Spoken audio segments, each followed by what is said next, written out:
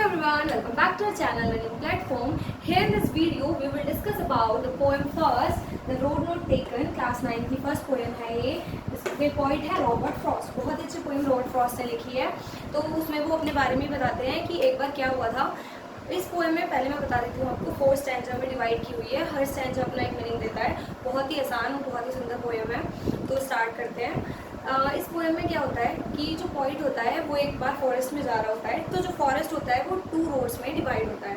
एक इधर जा रही होती है, एक इधर जा रही होती है. तो पॉइंट सोचता है कि उसको कौन सी रोड सेलेक्ट करनी चाहिए. कई बार हमारे साथ भी ऐसा होता है जब हम कहीं जाते हैं तो हम सोचते हैं कि हमें ये वाली रोड सेलेक्ट करनी चाहिए, चूज़ करनी चाहिए, ये वाली करनी चाहिए. दोनों ही सेम रूट पे जाती हैं तब. तो पॉइंट सोचता है कि क्या करना चाहिए. फर्स्ट स्टैंजा में वो डिसाइड करता है कि मेरे को इधर मैं इस वाली रोड को सिलेक्ट करूँ या इस वाली रोड को सिलेक्ट करूँ. तो वो उसके माइंड में एकदम से थॉट आता है कि वो देखता है दोनों रोड्स को देखता है वो. तो वो देखता है वो सेकंड रोड पे चलना ज़्यादा प्रेफर करता है क्योंकि वो देखता है उस रोड पे कि जो वहाँ पे ग्रास उगी हुई है, वहाँ पे जो घास है वो बिल्कुल फ्रेश है, वो ग्रीन हो रही है. और जो सेकंड रोड है वो बहुत ही ज़्यादा मतलब ऐसा लग रहा है कि उसके पत्ते जो वहाँ पे पत्ते पड़े हुए हैं रोड पे वो भी बहुत येलोइश ब्लैकिश में हो रहे हैं और जो घास है वो भी फ्रेश नहीं है, जैसे पैरों के नीचे दबी हुई हो इस तरीके का शो करती है. तो पॉइंट कंफ्यूज हो जाता है कि वो कौन से रूट पे जाए. बट वो सेकंड को चूज़ कर लेता है.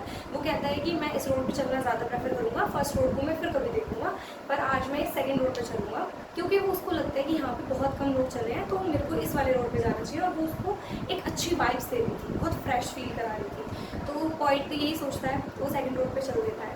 तो जो वो पॉइंट होता है वो सेकंड रोड पे क्यों चलता है क्योंकि वो शायद अपने आप में कुछ अलग दिखाना चाह रहा था कि सब लोग एक जगह जा रहे हैं तो मेरे को इस वाले पे नहीं जाना जहाँ पे सब जा रहे हैं. मुझे उस रोड को सेलेक्ट करना है जहाँ पे कोई नहीं जाता, जहाँ पे शायद ही कुछ लोग गए होंगे.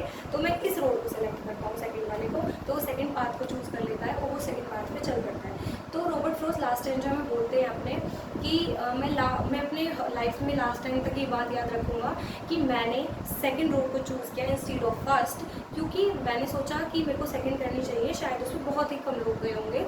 तो वो शायद मेरी लाइफ में एक टर्निंग पॉइंट बोल सकते हैं. वहाँ से मैंने अपनी लाइफ की एक स्टार्टिंग की कि उनको ये फील हुआ वहाँ पे कि सेकंड जिस रूट को कोई नहीं चूज़ करता मुझे उस रूट को चूज़ करना चाहिए जिस पे कोई नहीं चल था. तो इसलिए वो कहते हैं कि वो शायद मेरी लाइफ का टर्निंग पॉइंट था. मैं वहाँ से एक अलग व्यक्ति बन गया, मेरी एक अलग आइडेंटिफिकेशन हो गई, मैं एक अलग ही इंसान बन गया वहाँ पे जाके क्योंकि मैंने उस बात को चुना जिस पे बहुत ही कम लोग जाते हैं. तो देखो पोएम बहुत छोटी होती है तो ये भी बहुत छोटी ही है लेकिन हम आज इस पोएम का मेन थीम कह लो या फिर समरी कह लो, समराइज करना, कंक्लूजन ऑफ द पोएम कह दो या फिर main theme of the poem या पोएम का मीनिंग क्या कन्वे कर रहा है तो इसके बारे में हम पढ़ेंगे.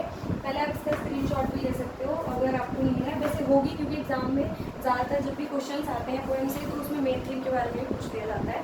बाकी जब आप इस पोएम का मेन थीम पढ़ लोगे तो आपको ये पोएम समझ आ जाएगी क्योंकि बहुत ही आसान लिखा हुआ है. तो ये पोएम क्या मीनिंग कन्वे करती है तो लिखा the point wants to convey that the choice we make significantly impacts our future. मतलब कि जो भी चॉइस हम अपनी लाइफ में जिस भी चीज़ के लिए कुछ भी रूट हो या कुछ भी वे हो हम किसी भी चीज़ को चूज़ करते हैं तो उसका इम्पैक्ट हमारे फ्यूचर लाइफ पे होता है. If we make the wrong choice, अगर हम एक गलत चॉइस कर लेते हैं किसी भी चीज़ में then we can't go back and correct it. तो हम वापस नहीं जा सकते और ना ही हम उसको करेक्ट कर सकते अपनी उस गलती को. We will have no option other than regretting it. और हमारे पास कोई ऑप्शन नहीं बचता इंस्टेड कि हम बहुत ज़्यादा रिग्रेट फील कर रहे हैं कि हमसे ये हो गया, मतलब अपने आप में ये कैसे हो गया, हमें ये चीज़ सेलेक्ट नहीं करनी चाहिए थी. So we should be wise while making decision. हमें बहुत बुद्धिमानी से या बहुत ज़्यादा वाइज उस होके अपने डिसीजंस को लेना चाहिए. और चॉइस इन अवर लाइफ, अपनी लाइफ में जो भी चीज़ है उसको चॉइस करने में.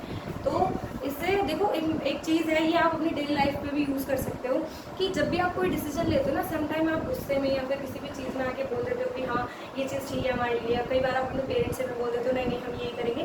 बट आप किसी भी सिचुएशन में हो आप 2 मिनट दीजिए उस चीज़ को सोचने के लिए कि वो डिसीजन हमारे लिए ठीक भी है या नहीं क्योंकि उसका इम्पैक्ट आपकी फ्यूचर लाइफ में पड़ता है. अगर मैं आपको एक एग्जाम्पल दूँ आपकी डेली लाइफ से ही तो कुछ बच्चे 10th क्लास के बाद जो स्ट्रीम सेलेक्ट करनी होती है 11th-12th में तो वो अपने फ्रेंड्स के अकॉर्डिंग या अपने इंटरेस्ट को भूल जाते हैं और वो ये देखते हैं मेरा फ्रेंड कॉमर्स ले रहा है, मेरा फ्रेंड साइंस ले रहा है तो वो बच्चे वो लेना स्टार्ट कर देते हैं.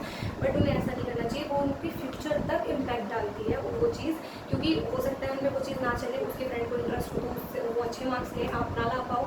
तो इसीलिए हमें हमेशा एक वाइज डिसीजन लेना चाहिए जो हमारी फ्यूचर लाइफ को भी अच्छा बना सके. जैसे कि रॉबर्ट फ्रॉस्ट ने किया, उन्होंने सेकंड पार्ट चुना और उन्होंने अपनी लाइफ को चेंज किया।